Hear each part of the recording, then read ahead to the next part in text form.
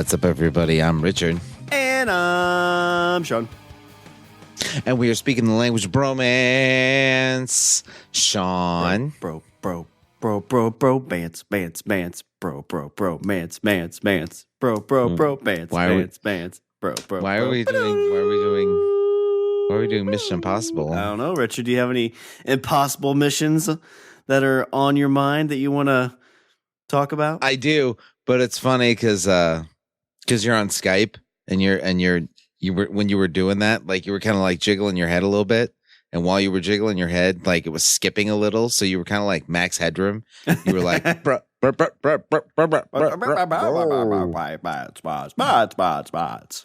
was weird. They take you back to not Mitch Hedberg, although he's a great comedian who's no longer with us. R.I.P. Max Headroom. Max is his name. Headroom. We talked about him. We did a whole episode on that guy. We did because are we getting to the point somebody where was wearing a mask and hacked Chicago. Yeah. Are we getting to the point now where it's like Bromance did it, like Simpsons did it, but it's gonna be Bromance? Maybe. I would yearn for that day. Because you know what, Richard? Next episode is gonna be our 5-year anniversary episode. Is that right? It is. Oh no. 260. This is 259. 260 is gonna be our 5-year anniversary. I don't know what to do now. What do you do? What do you do? What do you do? Just say thank you, because we've already said thank you 4 times in a row. I think, like, if somebody says thank you to me 4 times, then the 5th doesn't really have any sort of impact. That's I'm like, true. yeah, we get it. 5-year anniversary is silverware, so maybe people can send us new silverware. Don't say that. I don't want to get forks in the mail. That's true. I've got plenty of silverware. Actually, what we're gonna do, what I thought we should do, and I'll put it out right now, we should re-listen to our very first episode and do commentary on it. Oh, that sounds like a fresh hell. I'm excited to do that. So you better be prepared. Why? So I can listen to it and realize that there's been no significant improvement whatsoever. Like, well, at least we're coming through both ears now. Now we're in stereo. So for tonight, Shawn, I had a story. I don't know what made me think about this, but I don't know if you remember the Cuban Missile Crisis. I mean, you weren't born then, but I mean, I know like during the the 60s, 70s, 80s, there was a huge fear of, I mean, like I think my parents even had to deal with it. It was like, the constant fear of nuclear war. It was the Cold War. They did like did your dad dig a bomb shelter in the yard? No, they were, I think Laura, we need fresh water. I think they were like far enough away from all big cities. It's like, well, I mean, if it happens, we'll just get a little bit of the radiation. It'll be okay. What's a little bit? I mean, you have to think about it. If it gets to that far into the United States, I'm pretty sure the boy's already not right. What's radiation gonna do? You might make him like superhuman. He could be in those Marvel movies. He'd be like a comic book, Laura. And then we'd be famous. I don't know, Laura. Pussy Boy has a ring to it. What are you talking about, Dad? Nothing, Pussy Boy. Never mind. No one our luck. He'll just grow an arm in his chest and use it to jerk off or something. I don't know. You're wasting your talents, boy. So yes, we did fear nuclear war, and that was usually like us and Russia. But there was a fear that was much closer home that precipitated what I call, what everyone calls the Cuban Missile Crisis. But the person behind, on the other side of that coin, was the man known as Fidel Castro, Shawn. Mm-hmm. I don't know if you know this, but Fidel Castro was in power in Cuba for a very, very long time. Yep. And we didn't like him that much. We didn't like him that much, if hardly at all. Yeah, I think there's a Call of Duty game where you go, I think, with the Bay of Pigs attack or mission. Is there? I think so, yeah. And you go and you shoot Fidel Castro. But guess what, Richard? It was a fake Fidel Castro. Oh. And then they send you to Vietnam. It sounds like the most depressing game I can think of. It really is. Ugh. No, thank you. mean, like after what's the end game? Is the end game that you come back and then somebody punches you in the face? I think so, yeah. Because that wasn't too kind to That's soldiers when they came back. No, we weren't. We weren't very nice to Vietnam vets. No. Yeah, and they really don't touch it. Like, I think when that game was announced, everybody's like, and that was like before it was even like super PC time. Just kind of Right. like, that's like, can we just kill Nazis? Like, we feel okay killing Nazis. Let's just do that over and over. Yeah, yeah. We were fine. We're fine with killing Nazis. Yeah, that never gets old. I think. Well, Nazis are universally recognized as bad guys. You know, you look at like G.I. Joe, like, you know, G.I. Joe fights Cobra, and like Cobra was always seen as Nazis. Oh, yeah. To me, it's like a legitimized bad guy kind of thing. Yeah, like that. You know, you don't need names. You don't need to know. You know, you just know they're all bad. Mm-hmm. Oh, they got that Nazi symbol on. We can shoot them in the face. Black and white makes it easier and less. Vietnam was the last time we had the draft too. So that's, you know, that's also a thing. Yeah, they drafted for the Korean War, then the Vietnam War, and then it stopped. Yeah. Still got to sign up, though. Yep. All dudes do. When you turn 18, selective services. Mm-hmm. Make sure you fill out the card and send it in. That's right. I don't know when is, I think it's like 35 is the age when you're basically not eligible for the draft unless it's like really, really bad. Yeah, I think you're right. Like 33 or 35, something like that. Which at that point, like, well, we're raising it to 40. You're like, I don't think you want me there. Yeah, we do. We want you in the front. In which because case, you're I made it. Yeah. In which case, I made it. Yeah, 37. Made it all the way. Didn't get drafted. I missed that milestone. I didn't celebrate it. I should have celebrated. Yeah, maybe. How do you celebrate not being drafted in your entire lifetime? Go to a post office and be like, "Fuck you guys!" Like, what? It's to serve your country. I didn't have to do it. You didn't make me. Now it's on you. Is that what you say to your son? Anti-American Facebook posts. Here I come. So point of the matter is that we did not like Fidel Castro. We didn't like him at all. We didn't like who he was. We didn't like where he lived. Communism. We didn't like the fact that he was so close. Yeah. We didn't like his stupid face. We didn't like his beard. Like the cigars. We didn't like his cigars. We did like his cigars. I was going to say that's a lie. We totally liked his cigars. Kennedy, before he signed the embargo, he got like a bunch of boxes of Cuban cigars. And then as soon as he got them, then he signed the piece of paper. Which I've heard, I don't know if that's true or not. It sounds fun. Like it sounds legit, but I've always heard people talk about like it'd be like Cuban cigars. Like, yeah, they're good, but like there's just as good as cigars as other places. They just kind of have that like mystique about them. Like, oh, you want a Cuban cigar? You're not supposed to have it, but here it is. Well, and also it's like when you have your wife stick her thumb in your butt. Kind of like absinthe. What? I was gonna say what? No, I was gonna say it's like absinthe. You always see because like absinthe only recently became, you know, somewhat legal in the U.S. like just a few years ago. Super like not tainted, but diluted version of it too, right? Right. Like it's not like I don't think you can get a hold. You can't import it. I think that's the thing is now you can have it. You can buy it in the U.S., but you can't import it. Yeah, because so you can't send for it somewhere else. Because you can get it in Mexico. Like Mexico, I think it's legal there. Why does everybody else always have the good stuff? Have you ever had absinthe? No, I haven't. It's basically like an entire night's worth of drinking in one glass. Oh, really? Do you really like see fairies and stuff? I don't know. What'd you see? I didn't. Myself in the mirror going, how are you this drunk already? No, like the way you make it's basically like you have to do like a shot's worth, like a shot's worth of absinthe in a glass with like the same amount of water and then sugar, and you mix it up. What's it taste like? Really, really bitter. Hence the sugar.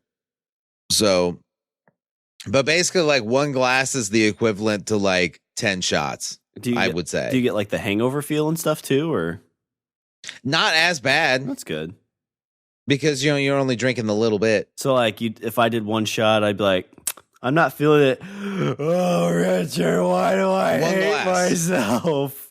One glass is all you need, and you're good. I would say. Some people have two. Do they see the fairies? People. Probably, but they don't remember. Oh, because of the drinking. Yeah, that's what happens. All right.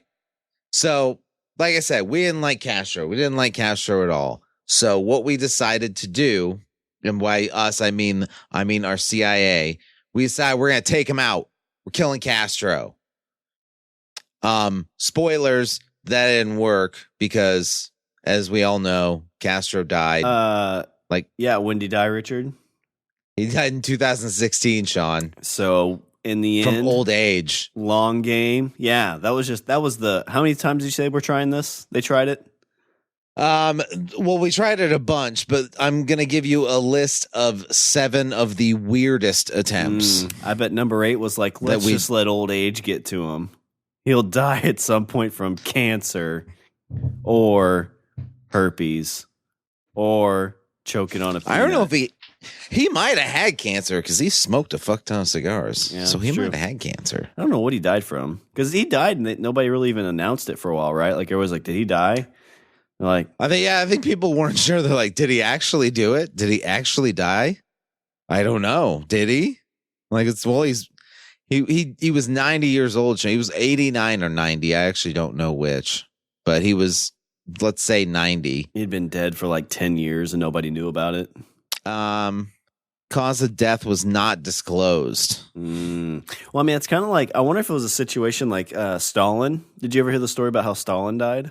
No. I guess at some point a doctor did something and he got mad about it, so he had the doctor killed. I don't know if this is true or not. This is just kind of what I've heard over the internets. And so when he was like actually getting sick or something, like all the doctors were scared to do anything, and so he just died. I think he was having like a heart attack or something, but the doctors were too scared to like help him because like, well, if we do and he gets mad, he's gonna have us killed. That's a good point. And he died anyway, and then the Iron Curtain fell.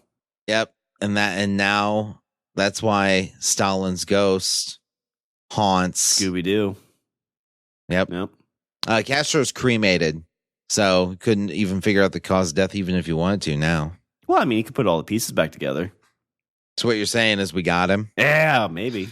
Got him. Got him with a trick cigar.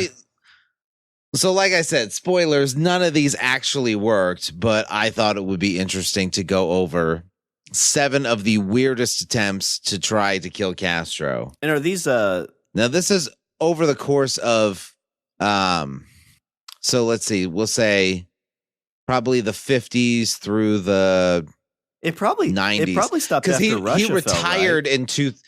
He technically retired from public life in 2008. Yeah, but once Russia fell, or once the Soviet Union fell, they probably didn't care as much, right? No, we still cared because it was. Well, okay. Oh, you're saying when Russia fell in the 90s? I mean, yes and no. Was it the 90s? Because it was the 80s. Well, like late 80s, super late, like 89. Because I remember going to school and then the teacher's like, "See this map? Well, we're public school, so we're poor, and we can't change this map. But this map is totally different now." It was 91. I don't know why I didn't realize that. I guess I was only like 5. 4th grade geography was so hard that year. I bet. The books didn't make sense. The maps didn't make sense. Like, thanks, communism. None of it made sense. Yeah, because now you have like Yugoslavia and Kazakhstan and all those other stans. Azerbaijan. Yeah, and it's like, all right, you see all this? This says Soviet Union. Fredonia. You had one country. Now you have like 100. Yeah. And they all sound kind of similar. Crap. Bogus. So you're right. I mean, we didn't care as much, but, it was still like the evil commie threat, Yeah, makes sense. Evil commie threat 90 miles from our fair shores. It's close. If you go to Key West, it's you can't see it, but it's pretty. That's what close. they say. 90 miles. It's 90 miles south of Florida. That's it. That's not far. That's a long swim, though.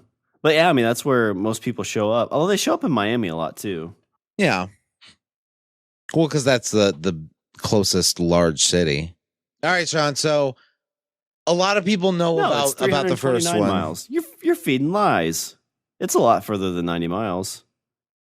Key West to Cuba is 530 kilometers, which is 330 miles. How close is it from the U.S. in general? Wait, it says kilometers. Yeah, kilometers. Yeah. Yeah, so the closest... No, well, that's... Oh. It says Cuba. Let's do... What do you want to do, Havana? No, I'm just saying Cuba in general. Closest point to the shortest distance from Cuba to the U.S., I want to say is about 90 miles. Yeah, about 90 to 100 miles. There might be like some little lands out, but like Havana is kind of the northernest part towards Key West. Yeah. Why Google? I'm kind of curious about this. So I put in Google like Cuba to Key West, and it put me like right in the center of Cuba, and it gave it to me in kilometers, not miles. I feel like somebody's searched this a lot more than I have. Yeah. Maybe Castro did. Maybe. Yeah, you hear stories. He'd get on a boat. Not like everybody else that are bathtubs, putting together boats. Tires. Yeah, putting together boats out of wherever the fuck they can throw together. So the first attempt, Shawn, is something that like I think it's probably known, but I'll go with this one first. Are these declassified? The most famous, yeah, the most famous attempt to kill Castro came in 1960 when the CIA poisoned a box of his favorite cigars. Makes sense. If he smoked a lot, you wouldn't know, right? You go to his wedding. Cigars. Is that what happened? Did Kennedy go to his wedding and gave like, here's a box of cigars from the U.S. that I bought from you about 3 years ago, and now they're yours once again. Smoke up, Charlie. Just a year after Castro seized power, the agency spiked the cigars with botulinum toxin, strong enough to kill anybody who put one in their mouth. That's why I tell my wife, booyah! That's why we don't do that. You want some botulinum? Is that what you say? Yeah. I think you just explained a lot of things with that statement. That's why I sleep on the couch a lot, I guess. I guess. The cigars were delivered to an unidentified person in 1961, according to the subcommittee. This is the, I want to say the Senate. Yeah. Special Senate subcommittee, headed by Democratic Senator Frank Church in 1975. So that's when all this was declassified. Wow. That seems kind of like dangerous to declassify that only like 6 years. Well, I guess it's been 14 years, but it's still the heart of the Cold War. I'll tell you what, though, if that's the case, if you were Castro, wouldn't you be like, I'm fucking immortal? Well, that or you'd be pissed. They've tried to kill me, but they can't kill me. King Kong ain't got nothing on me. And everybody's like, what's that? It's like, you don't get to see those movies. Only I get to see those movies.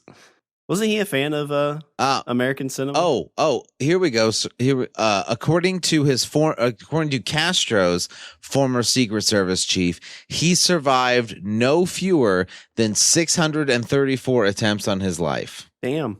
Well, how many of those were from his own citizens? Who knows? I would imagine there'd been a lot of those. Some of those were from his people. Some of them were from us. Some of them were probably from people we hired. Some of them were probably people we trained. So back to the cigars. So the cigars were delivered to an unidentified person in 1961, according to the subcommittee, but it's unclear what happened to them after that. So they just gave these poison cigars, and they're like, "Hey, go deliver these." And then they just disappeared. Kennedy's like, wait, I need some more of these. Somebody go buy me some cigars. And he's like, oh, well, here, have these. Oh, sure. Hey, wait a minute. Almost got me. Oh, there goes the Secretary of State. Damn it. I don't have time for this. I'm going to Dallas. No, too soon.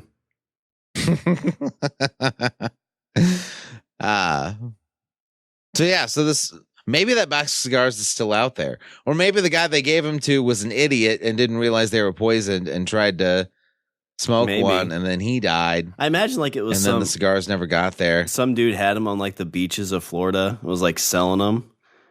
And like selling them one at a time for like $100. So there's probably like 60 people or 20 people that bought those cigars. Yeah, just drop dead. Yep. Should have had Amazon Prime. Mm-hmm. Could have gotten your poison cigars to Castro by drone. Wait, can you get cigars from Amazon Prime? I bet you can. I bet if you looked at Amazon Prime, I bet you can. Second attempt. Here we go. Here we go with another one. Months earlier, at the end of President Dwight Eisenhower's term, the CIA used a series of middlemen to enlist two gangsters to help with Castro's removal. The agency was willing to pay $150,000. And you got to bear in mind, this is end of Eisenhower's term, so that would have been end of the 50s. Like right before 1960. So, the equivalent of today's money would be about 1.2 million. Oh, geez.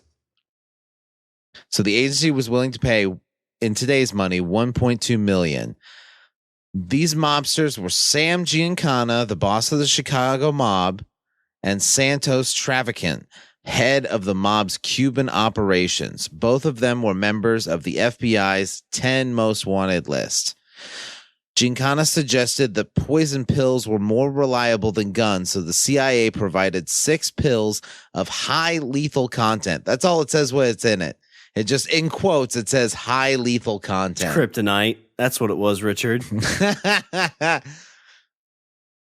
They provide 6 pills of high lethal content to a cash-strapped Cuban official who had access to Castro. However, after several unsuccessful attempts, the Cuban got cold feet and the plan was abandoned.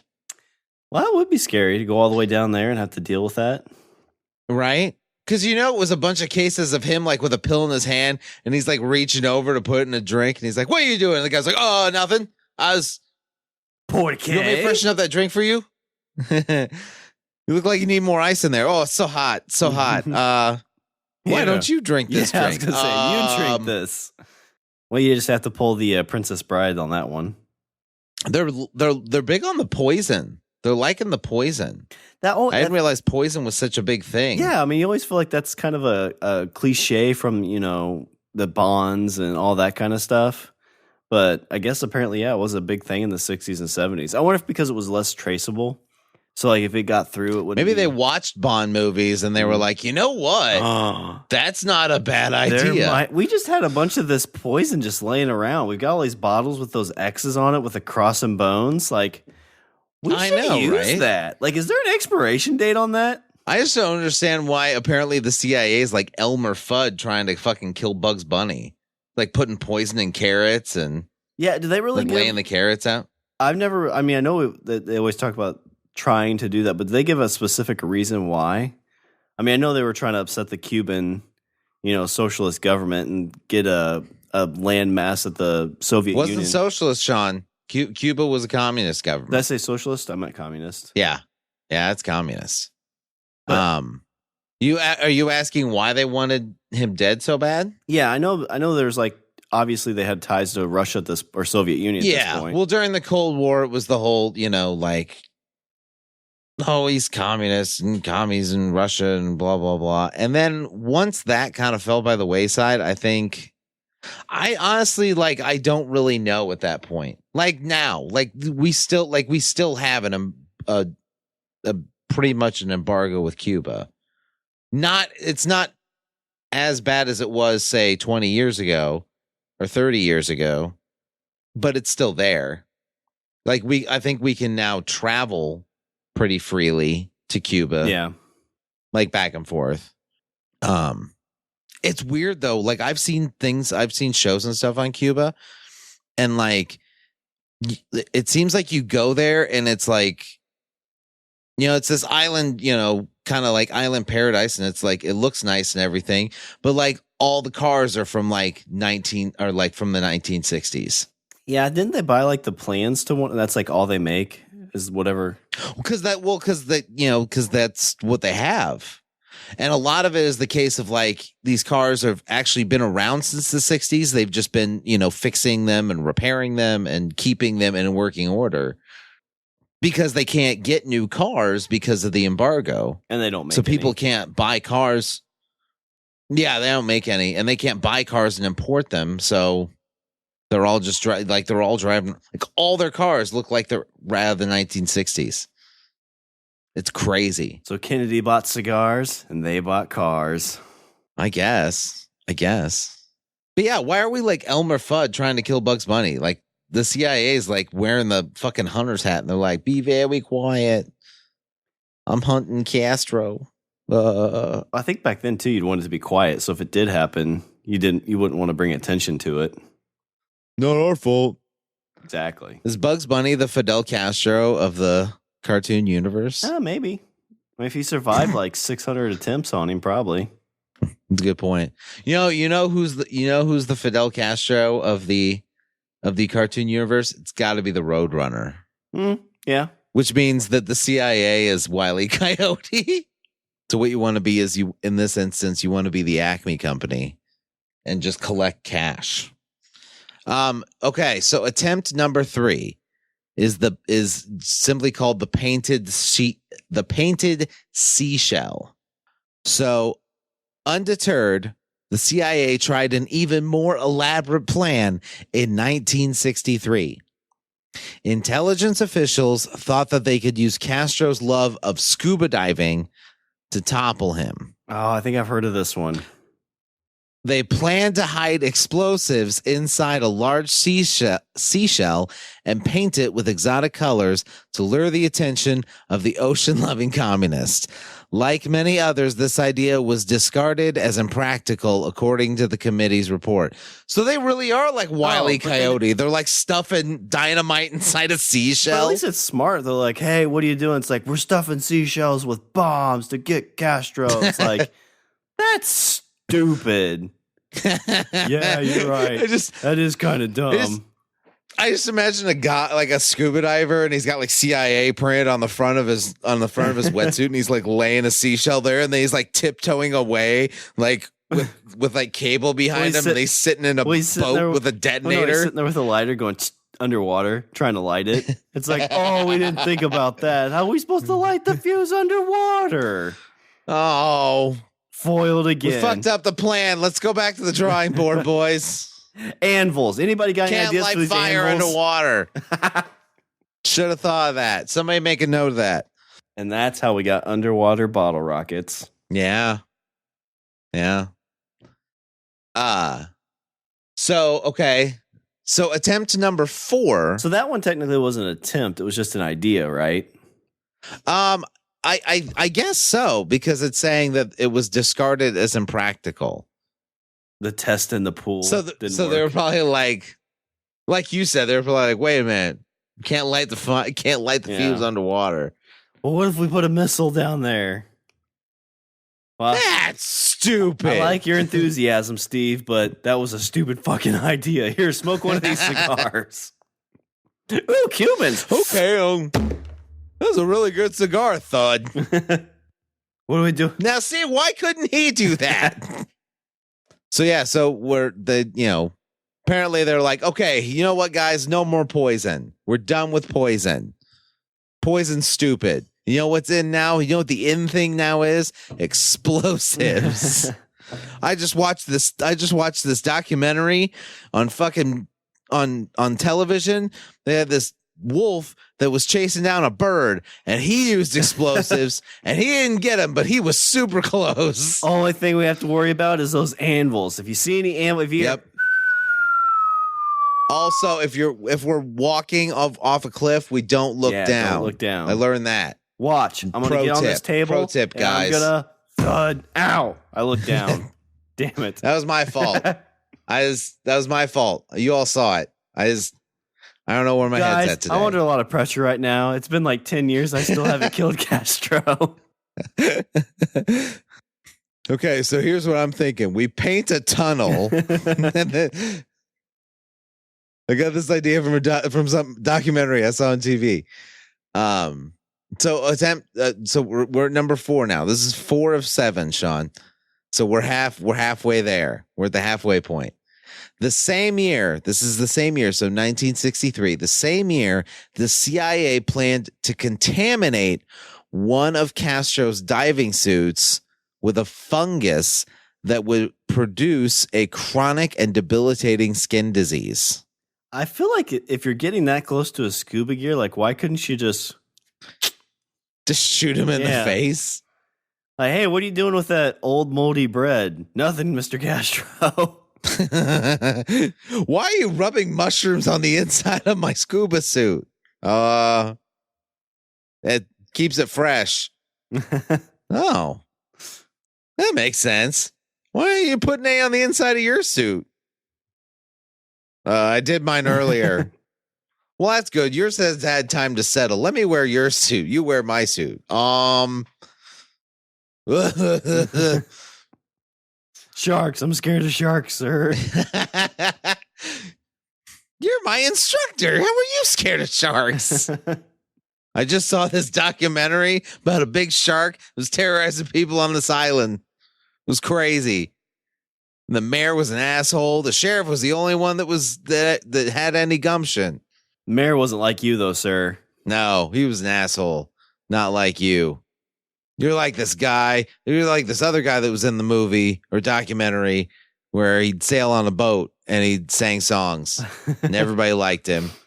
But he got eaten. But you won't get eaten. I'm not going in the water. You sound like you have an American accent. Poor K. No. The diving suit, as well as an infected breathing apparatus, was meant to be given to Castro by the American lawyer James Donovan, who had been involved in hostage negotiations with the Cuban leader. This plan was abandoned after Donovan gave Castro a different suit. So when they say it was abandoned, they're saying that they tried. They tried, but he gave him a different suit. So, like, he had second thoughts? I'm not sure. I'd like to know more about this. Or was he more like, this is stupid. Moldy bread's not going to kill him. This is going to attract sharks. I got to get in that water. I don't want to get eaten by a shark. James.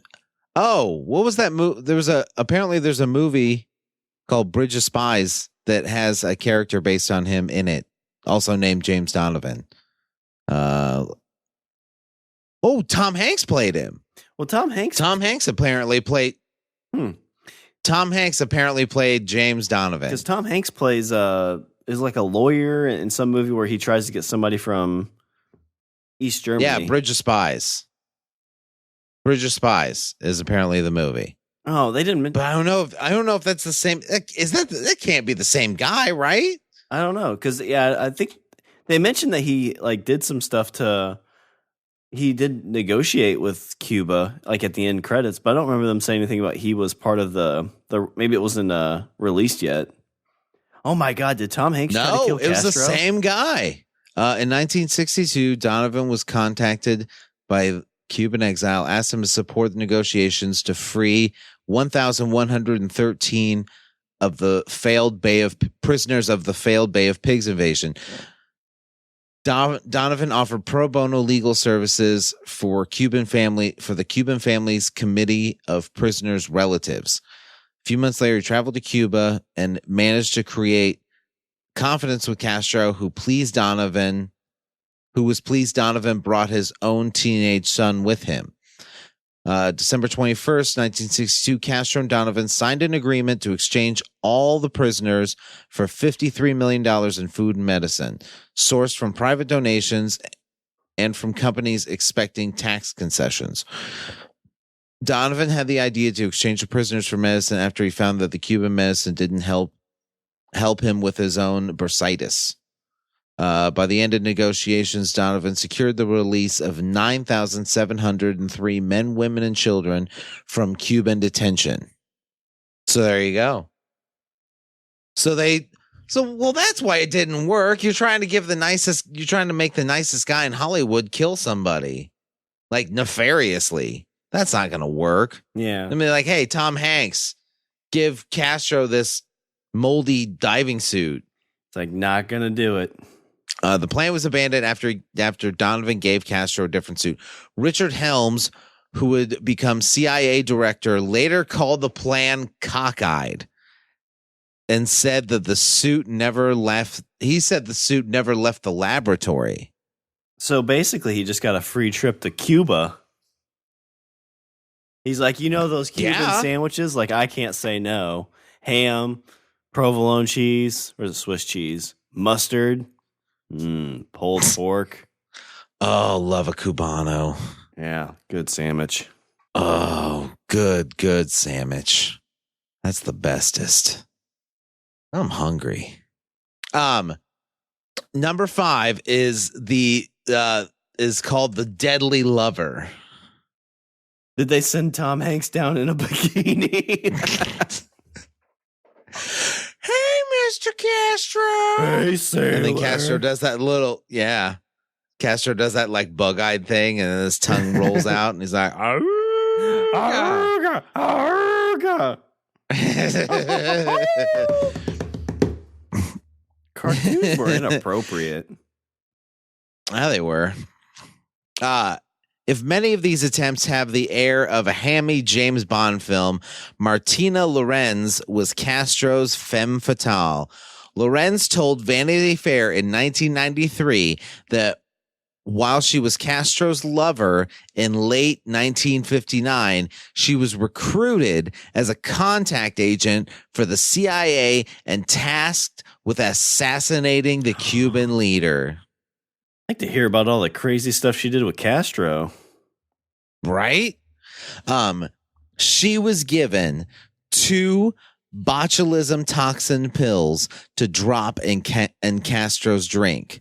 So her story goes, just one would kill him in 30 seconds, but she got cold feet. Because she fell in love.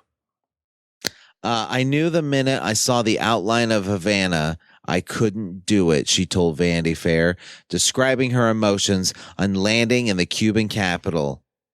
So she decided she wasn't going to do it as soon as she was on the plane. I feel like this is just a bunch of people getting free trips. Like, hey, you want to go to Cuba? Hey, I'll go kill Castro this week. Oh, crap. I forgot the scuba gear. Well, I can't go back.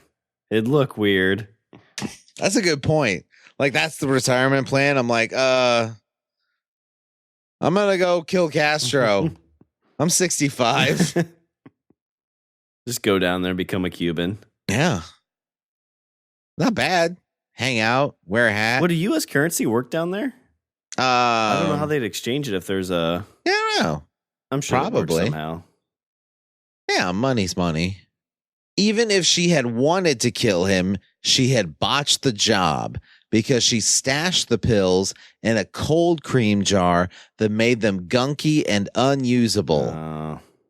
Hate when that happens. In any case, Castro had her rumbled. He leaned over. This is her talking. She said he leaned over, pulled out his .45 and handed it to me. Damn. He's like, stick it in my butt. Yeah. He's like, and when I say he pulled out his .45, I'm talking about his penis. So was that like his... It seems like he's probably like gets off on like that super like edgy like, hey, if you're here to kill me, kill me. If not, we're going to do it like rabbits.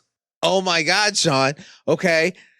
He leaned over, pulled out his 45 and handed it to me. He didn't even flinch. And then he said, "You can't kill me. Nobody can kill me." And he kind of smiled and chewed on his cigar. I felt deflated.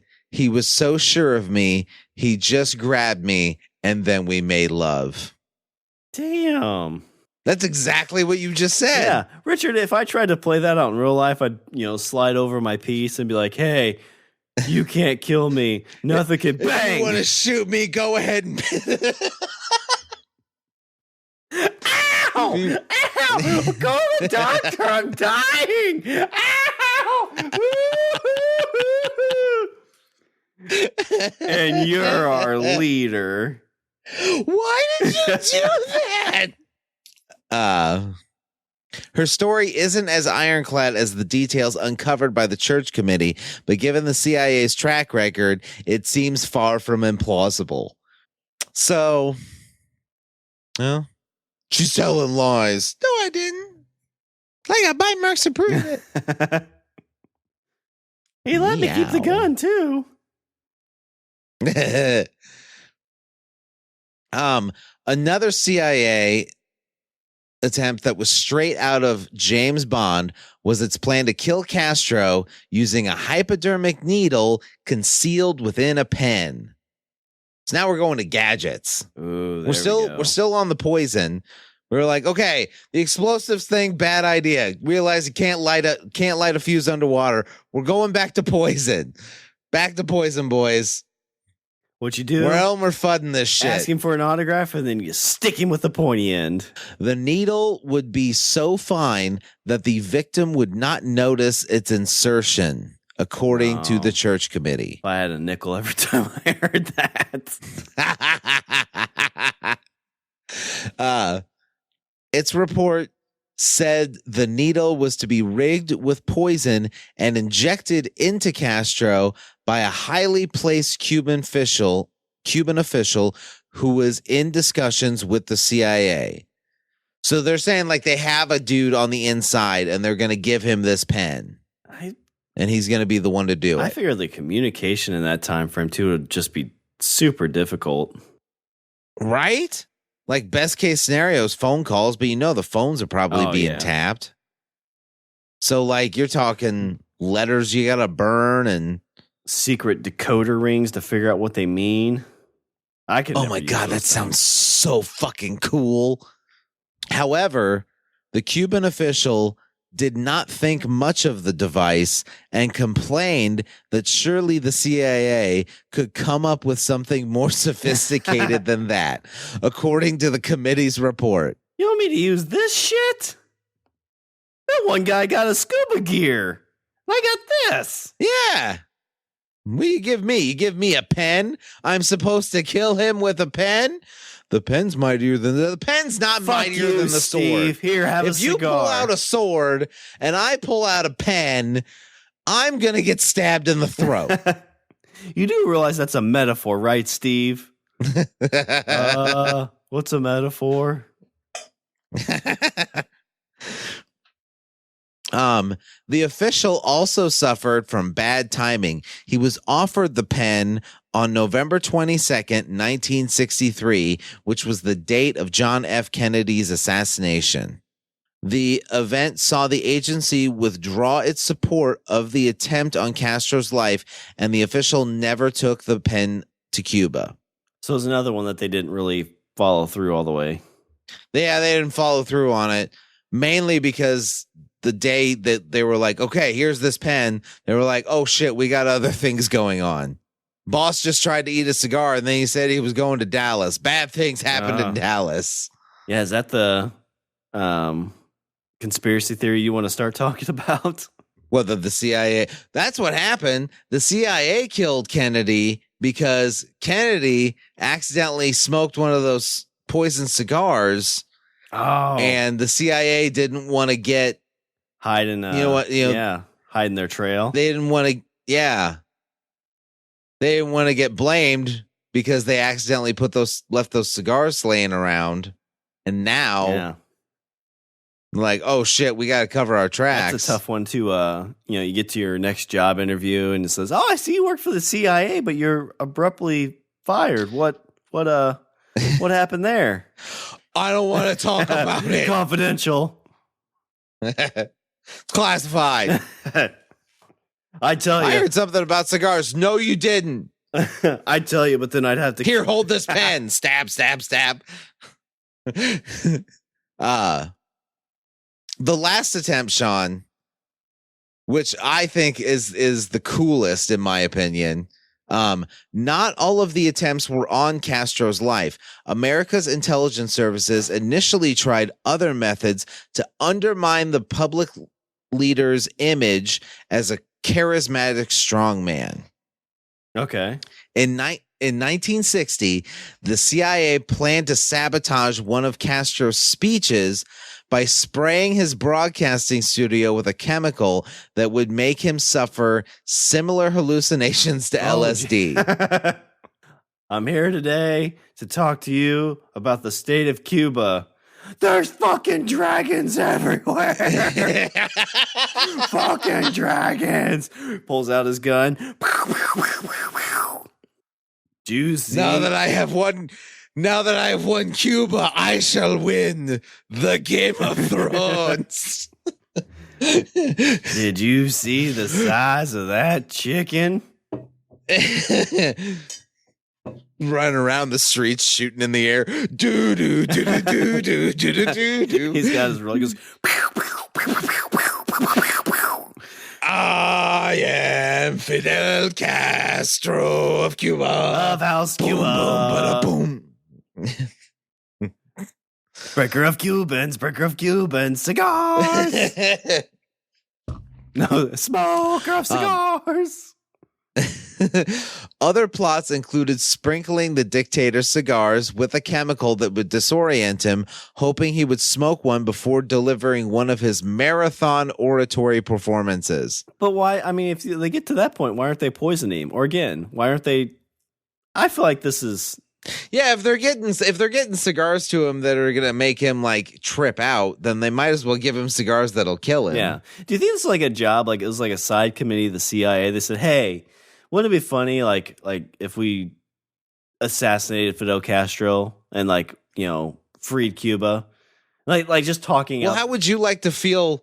How would you like to be in the room, in the room of people coming up with this shit? Point. Like, to me, that sounds like an amazing job to sit in your office and fucking Wile E. Coyote all this stupid goddamn nonsense.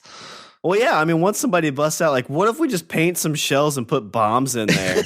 Like, there's nothing but uphill from there. Like, it's all good ideas on top of that. Like, somebody looks at you, right, and says, "What? Oh, seriously, you're gonna drop an anvil on your head? That's a stupid idea, Shawn." It's like, well, Steve over there was the one that came up with the colored fucking shells and bombs. Yeah, you're right. The anvil idea is not too bad. This is a good point. All right, I know when I started this meeting, I said there are no stupid ideas. But we've come up with 7. That's a stupid idea. But that's kind of a stupid idea. They also tried dusting his shoes with thallium salts, which would have made Castro's iconic beard fall out. You know what? I also heard that they put itching powder in his jock strap. So when he was out playing baseball, he had scratching all over his junk.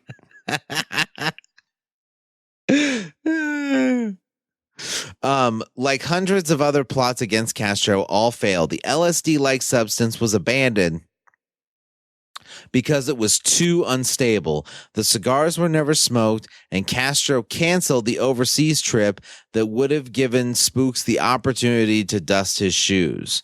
So they were saying he comes here, and then we dust his shoes, like housekeeping, and then the housekeeper dumps this fucking LSD stuff in his shoes. When did he ever come to the States? I would figure that would kind of be a horrible idea. Well, I think this was in 1960, so this is prior to the embargo and everything. Oh, okay. And he did cancel the trip, so he never actually did show up. It was probably, I guess, like right before World War II, there's like a big meeting with the Japanese officials before like Pearl Harbor was bombed. So I guess that'd be kind of similar. It was before stuff got real bad. in this instance, this would have been right after he took power, and he was, and this is, like I said, before the embargo, before, missile crisis and all that. So like we were still on friendly terms with Cuba. It was before the breakup. Yeah.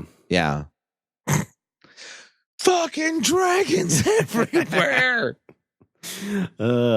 Be interesting. That'd be like the first speech to get like 10 billion views on YouTube. Just rewatch that. It's like running down the streets with a gun in each hand, no there, pants, just drinking your Cuban coffee, and you're like, wait, is that? No, that can't be Fidel Castro running down the street naked shooting his gun, can it? Fucking dragons! All right, kids, go inside. You didn't see anything. Get a knock on the door. Did you see Fidel Castro naked? No, we didn't. Nope, not once.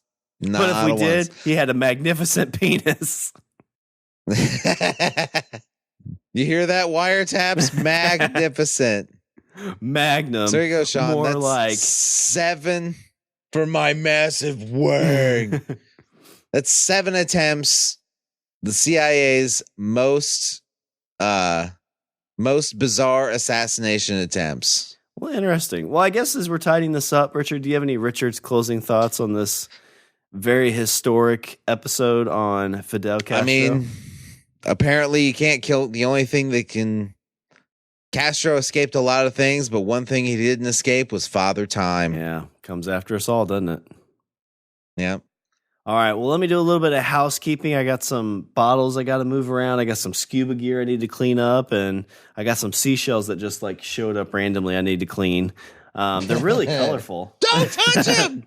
Visit our website. We're at languageofbromance.com. Follow us on Twitter at languageofbro. Email us at eatthebeaver at languageofbromance.com.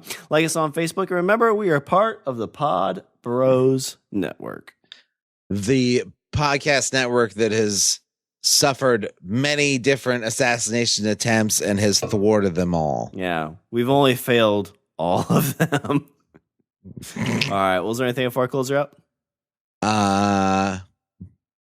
No. We're good. We're all done here. Well, that's all the bromance we have for this show. I'm Shawn. And I'm Richard. And I say we eat the... Hey, I'm going to move that shell. Don't touch it! Beaver!